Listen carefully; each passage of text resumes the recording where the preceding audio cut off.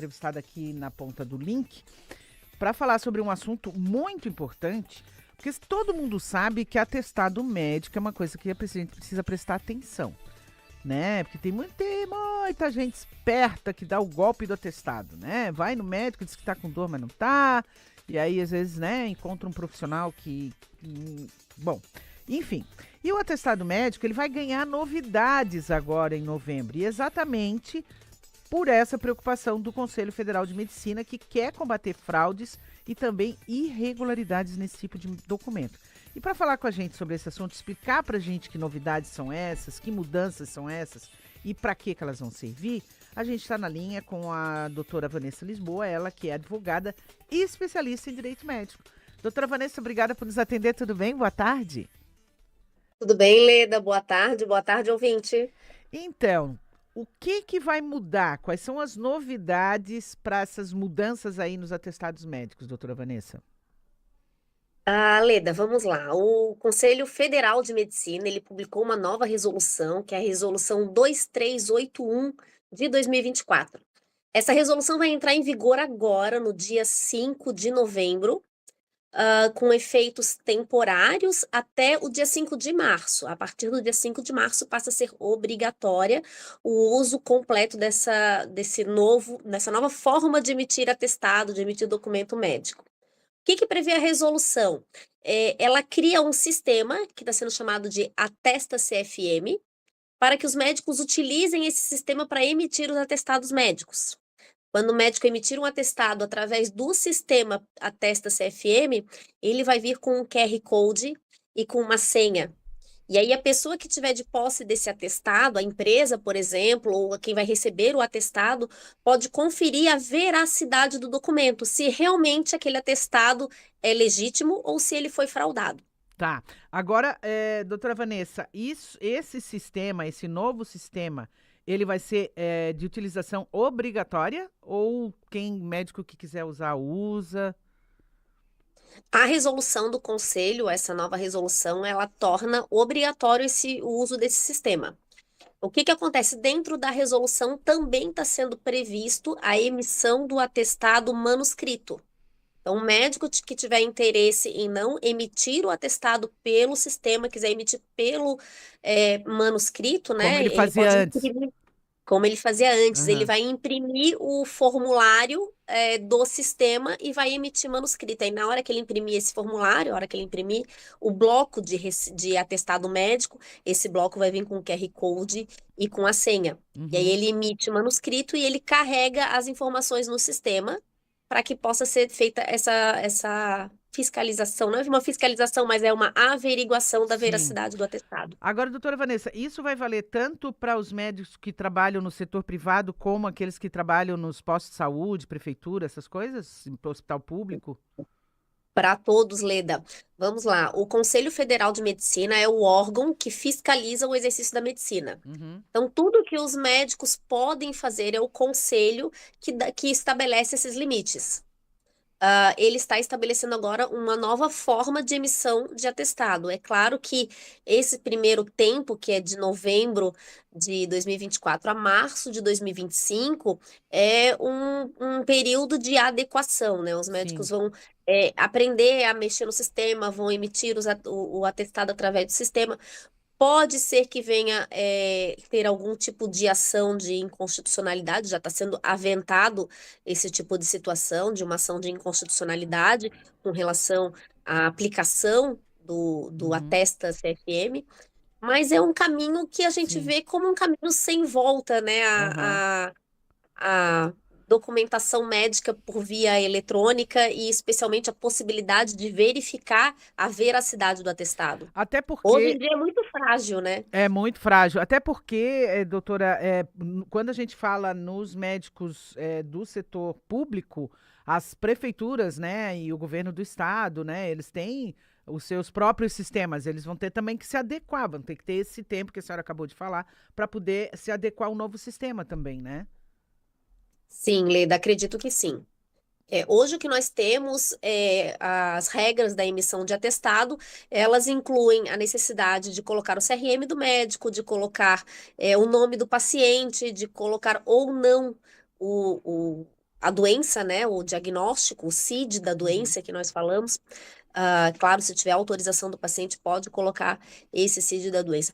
Essas regras, elas se mantêm. O que está sendo alterado é a forma.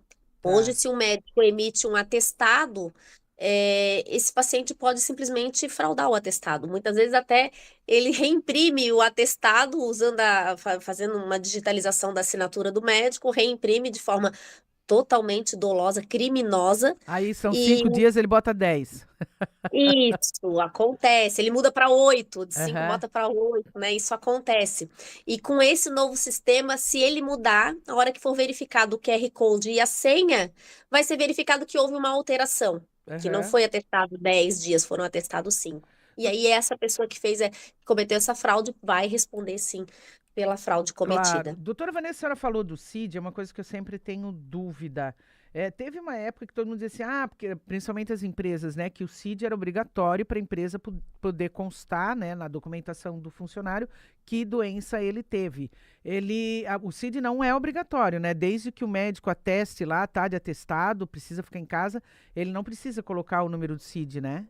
A não ser que, claro, É, que o funcionário até dê autorização. autorize.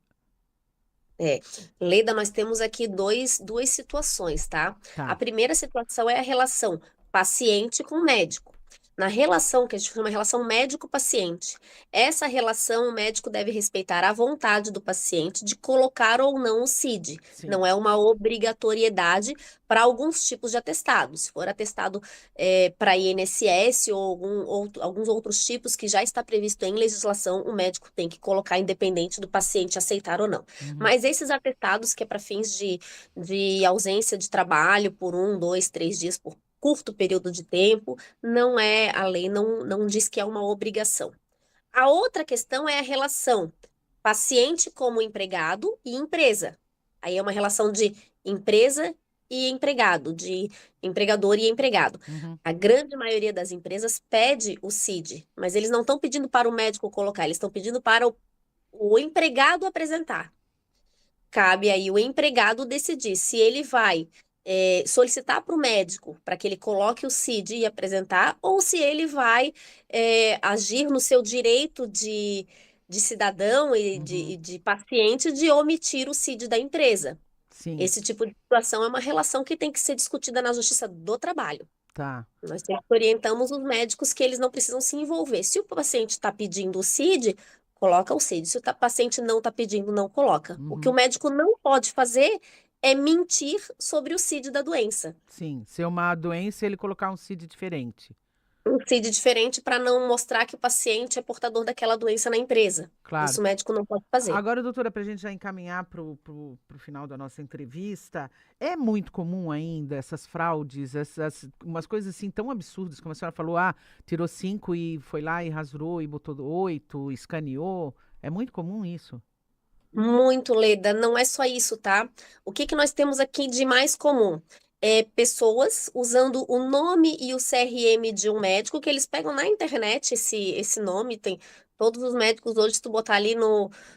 Se botar o nome de qualquer médico na internet, vai aparecer o nome dele, o CRM e a especialidade. Uhum. A pessoa cria um atestado, falsifica qualquer rabisco ali e imprime. Bota o nome, CRM, e falsifica o rabisco e imprime, e tá achando que tá emitindo, tá achando não, né? Tá fazendo de forma dolosa Uhum. a emissão de um atestado falso, né? De um atestado fraudulento. Esse sistema visa facilitar a fiscalização disso. Hoje, para a gente saber se o atestado é falso ou não, é necessário entrar em contato com o médico, verificar se foi o médico realmente que emitiu, mostrar para ele o atestado. Com esse sistema, não. Com esse sistema, bota escaneia o QR Code, bota a senha que está ali na internet, já vai verificar que existe a fraude, já pode, a polícia civil, a polícia investigativa já pode tomar as condutas necessárias. Uhum. Então, é só bom a gente frisar, né, que a plataforma começa a funcionar no dia 5 de novembro, mas a obrigatoriedade de se colocar tudo isso no sistema, de realmente ter esse atestado com todas essas modificações que a senhora falou, é a partir de 5 de março do ano que vem, né?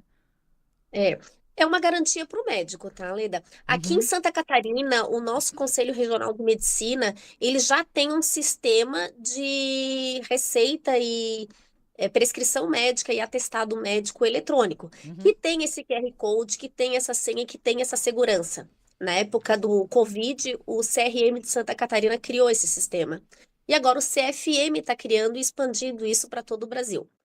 Como Tá. é que ele efetivamente vai funcionar para o médico? A gente vai ver a partir do dia 5, né? Que ele vai entrar em funcionamento, em pleno funcionamento.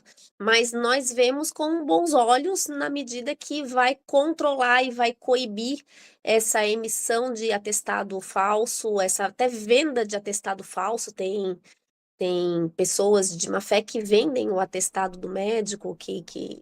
Isso acontece, infelizmente acontece, e não só aqui em Santa Catarina, mas em todo o Brasil. Então tá, doutora Vanessa Lisboa, advogada especialista em direito médico, muito bom a senhora ter trazido esses esclarecimentos para gente. Com certeza a gente vai conversar mais vezes, trazê-la aqui para a gente falar mais aí sobre o direito médico. E muito obrigada. Qualquer novidade, só nos acionar, a gente abre espaço, tá bom? Obrigada, Leda. Boa tarde para todos. Boa tarde.